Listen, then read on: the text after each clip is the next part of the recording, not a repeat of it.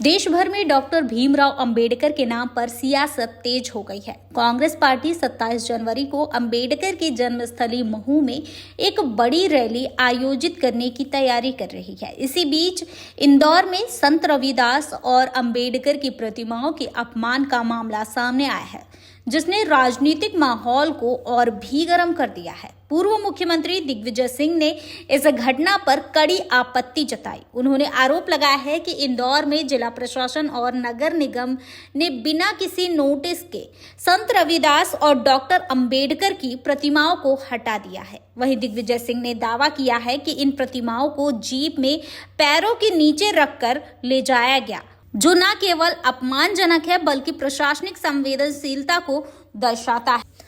आपको बता दें कि दिग्विजय सिंह इस मामले की जानकारी मिलने पर तुरंत घटनास्थल पर पहुंचे और स्थिति का निरीक्षण किया।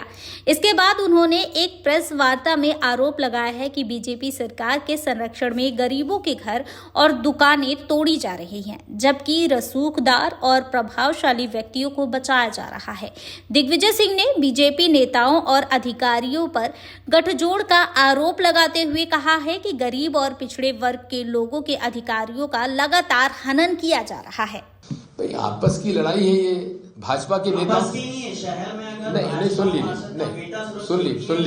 सुन लीजिए अगर भाजपा का नेता अगर पिट रहा है और भाजपा का नेता ही से पीट रहा है तो ये तो आपस की लड़ाई है भाजपा की। कोई अगर गरीब पिटता, कोई निर्दोष पिटता तो कांग्रेस लड़ाई लड़ती।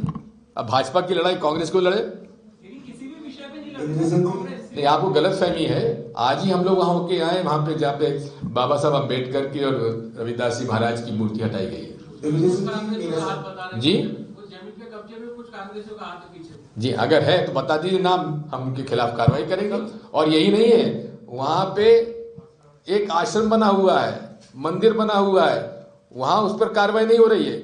और जिस बिल्डिंग में सरकारी कर्मचारी अधिकारी प्राइवेट फ्लैट में रह रहे हैं उस पे दुकानें अवैध बनी हुई हैं, उस पे नगर निगम का नोटिस चिपका हुआ है, वो नहीं टूटी। टूटा क्या? बाबा साहब अंबेडकर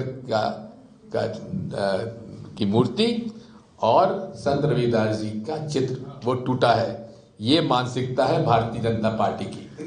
पहली बात तो यह है कि वन नेशन वन इलेक्शन किसी भी फेडरल कॉन्स्टिट्यूशन में संभव नहीं है, क्योंकि 5 साल के लिए सरकार चुनती है और मेजॉरिटी खत्म हो जाने की वजह से उसे जहां मिड टर्म इलेक्शन हो जाता है उसको आप कैसे वन नेशन वन इलेक्शन करोगे?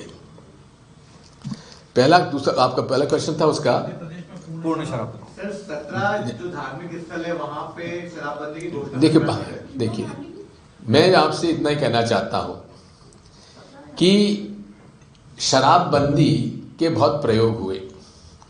आज गुजरात में केवल एक स्टेट है और बिहार दूसरी स्टेट है जहां शराब बंदी है, प्रोहिबिशन है।